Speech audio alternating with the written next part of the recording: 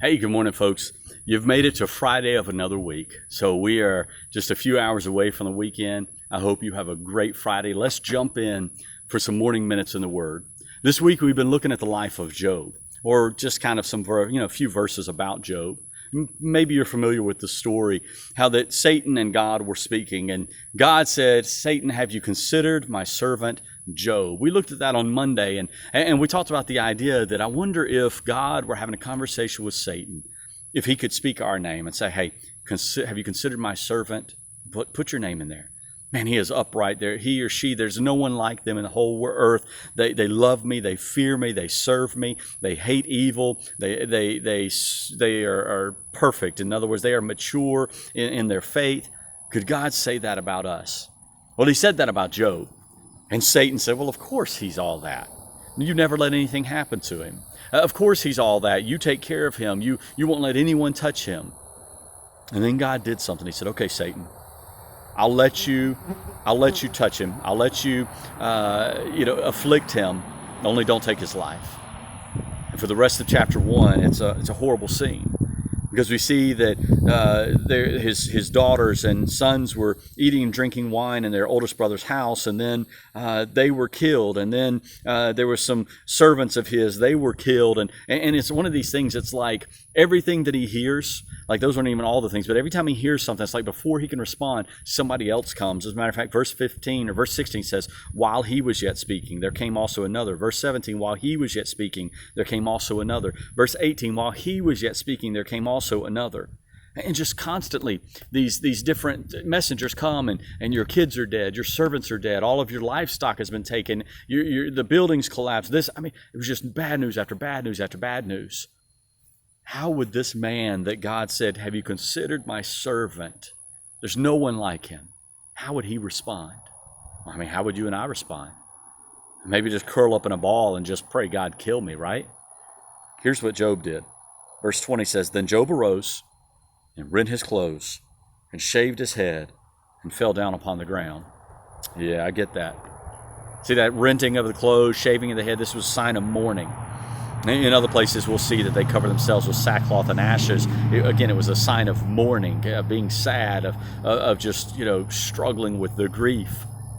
So we see that and we say, yeah, I get that. But then there's two words at the end of verse 20 that come out of left field. He arose, he shaved his head, he rent his clothes, he fell on the ground and worshiped. Can you imagine? To have just gone through all that, and your first response is, hey, I need to worship. And look what he said. Naked came I out of my mother's womb, naked shall I return. The Lord giveth, and the Lord hath taken away. Blessed be the name of the Lord. In all this, Job sinned not, nor charged God foolishly. What a testimony. What a testimony that through all of this misery, all of the trials, all of the horrible things that happened, Job worshiped. Man. And listen, this wasn't the end. We know that there were other times, and later in the book of Job, he kind of starts into like, oh man, what have I done? Why is it bad like this? God, what have you allowed to happen? But when God says, hey, Job, listen, where were you when I created everything? Where were you whenever I caused the sun to rise and set? And he starts just, you know what? Job has to come to the realization, you know what, you're right, God. You are sovereign. You are in control. I'm sorry I started to doubt you there for a second. I started to question you. But you know what, God? Yeah, you're in charge. Man, what is our response when suffering comes? What is our response when hard times come? Because they will. Anyone that tells you that they won't because you're a believer, they're a liar. Okay, that is a false teaching. That's a false gospel. Anyone that says, if you're a Christian, you won't suffer, because we read through the Bible, we see people suffering over and over. Job being a prime example. He was a perfect example. The one that God called and said, hey, this is a guy that I can count on. And yet he suffered, even though he was God's man. Listen, we're going to have times of suffering and hard times, things that, break us or almost break us. But we can always count on the fact that God is in control, and he will never leave us, and he will never forsake us. He will allow us to go through things that may be more than we can handle, but he'll never allow us to go through anything that's more than he can handle.